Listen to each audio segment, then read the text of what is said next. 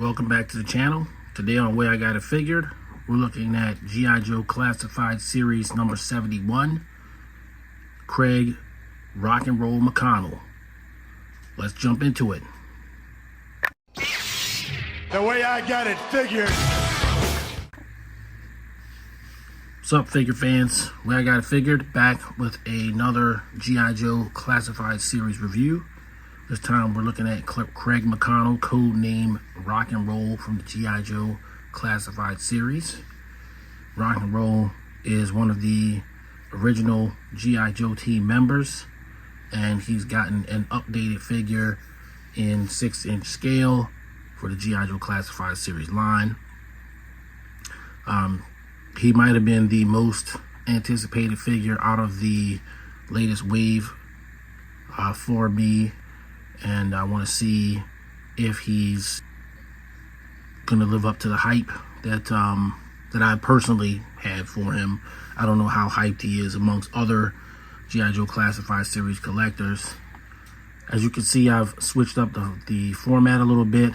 I've unboxed the figure with the package here and kind of, you know, changed the presentation a little bit. Just trying to switch it up, do a little bit of experimentation, see how this works.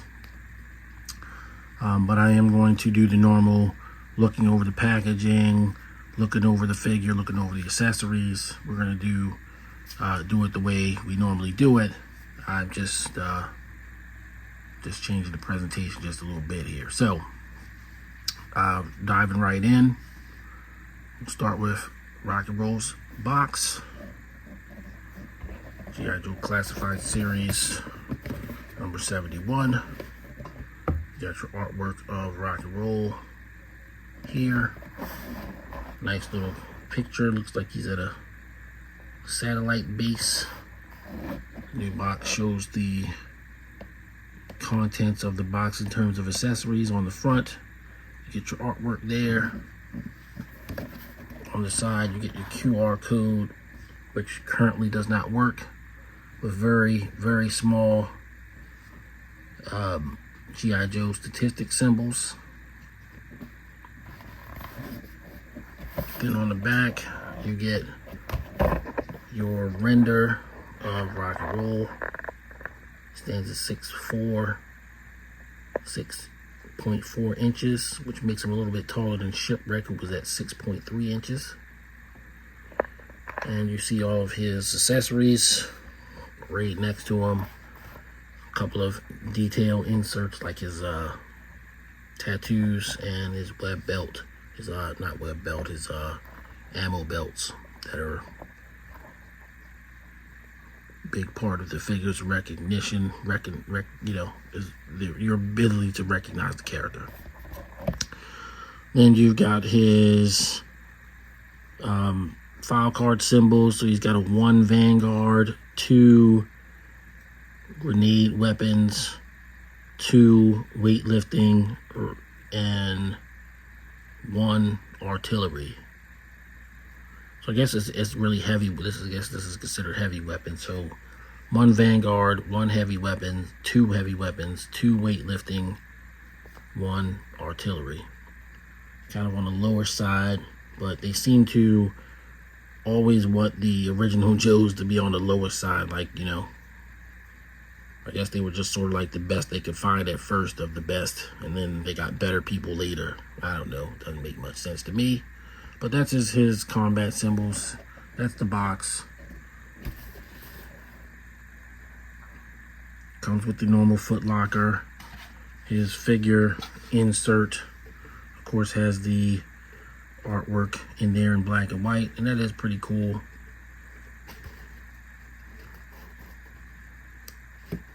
Looking at the figure itself,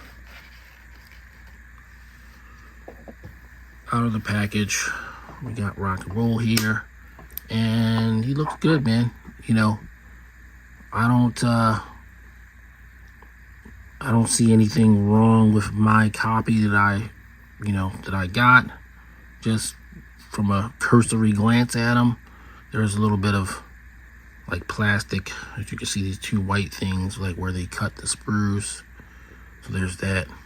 we can call that slight imperfection. Nothing really for me to write home about. I'm not gonna look at him from the back too much. And he doesn't appear to be reusing too many parts. I mean, I'm pretty sure the pants are reused from somewhere. They look like the Cobra pants to me. Look like the same pants everybody else has. So it might be the same pants. Of course, he is pinless, which seems to be the route to go going forward on new tool G.I. Joe classified figures. I have not seen this particular short sleeve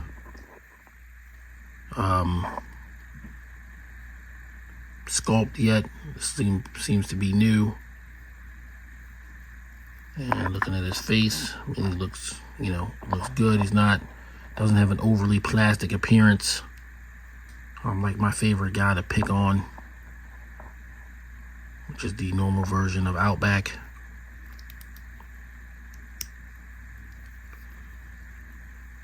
Good detail on the belt, good detail on the boots. I feel like I've seen these boots before, but right now it's kind of escaping me as to who they might be. It actually might be on a figure that's not even released yet, because I do watch a lot of reviews on YouTube, so I don't think I have a figure with these boots. And looking at his tattoos, of course, these are very relevant details. He's got a sort of death mask tattoo on the hand. And then, of course, the replacement hand has that same tattoo. So they didn't mess that up. And it's very nice. It comes with a fisted hand for the right hand. I like when they come with, alternate hands. G.I. Joe Classified isn't very consistent in that regard, but it is nice that they will make them on, figures when they can. And while he's one of the original Joes, I do like that they didn't just make him straight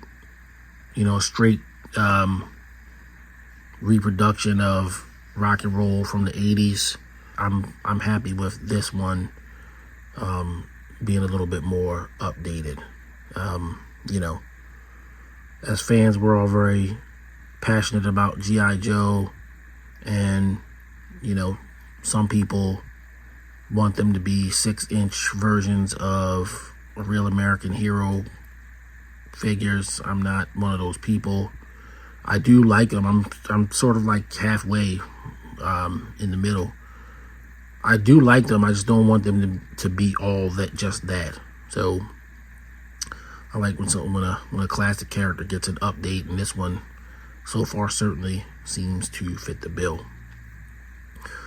So we're gonna get him geared up real quick. Take a look at him with his accessories on. All right, so we've got Rock and Roll geared up. And I'll go over his accessories as we look at him with these things on. So we've got his machine gun, which is a passable version of an M60, which was Rock and Roll's original signature weapon. Of course, he's got an ammo box, and the belt goes in there pretty easily, and the ammo box stays on pretty good. So looking at that real close, look at his ammo belt. The M60 does have the 2-stage stand.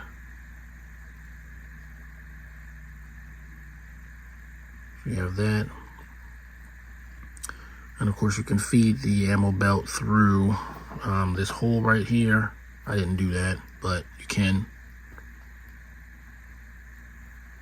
It's probably more realistic.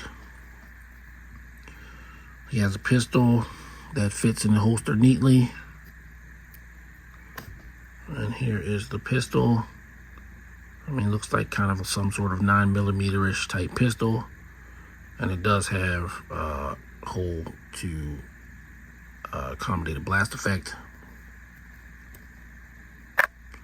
So too does the quote-unquote M60.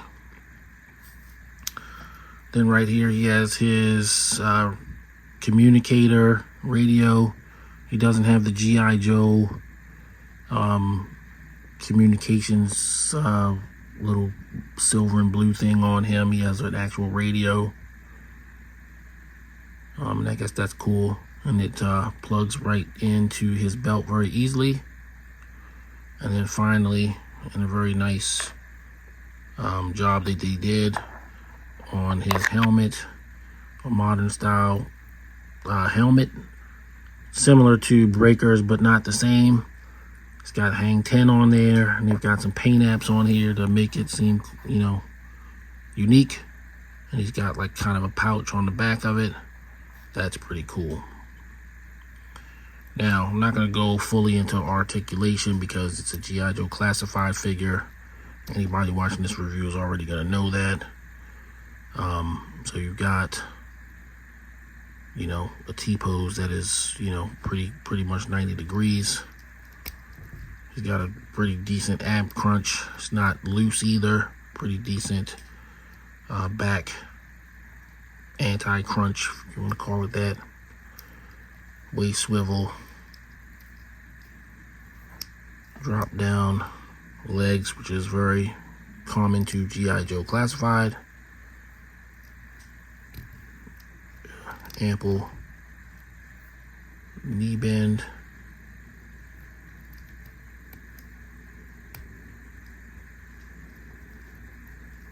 Shoulder rotation and ample arm rotation. And for the head, he can look up a decent amount, look down a decent amount. He has a chicken neck, so you know it's a two-stage neck. Belt, boot swivel, and ankle rocker. So he's, you know, typical G.I. Joe classified figure. He's not loose, he's not too tight. Everything seems to be in order.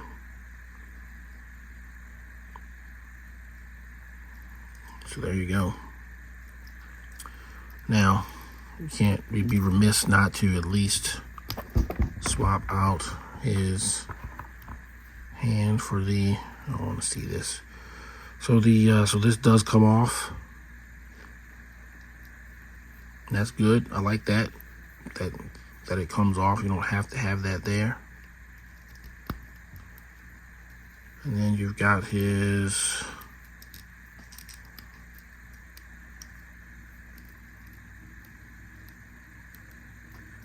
rock and roll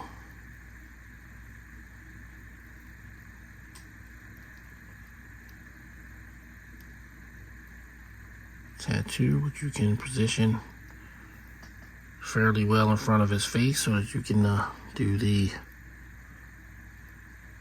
pose. There you go. Pretty nice. I want to see this. I'm curious. So of course you can remove his hand, and yes, he's got this it's not a watch, some kind of wristband, and it does indeed come off. Both of his things are removable. So there you go. You can just stick the fist in there. Bada boom, bada bing.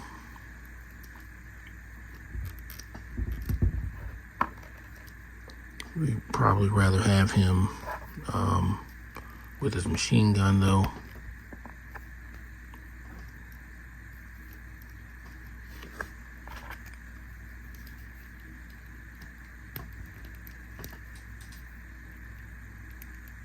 And his web belt fell out, so I'm actually going to take the opportunity to feed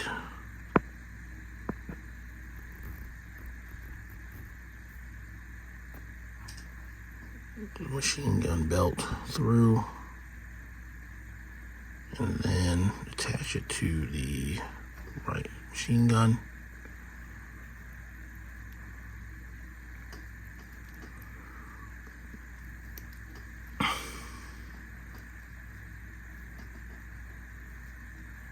There you go.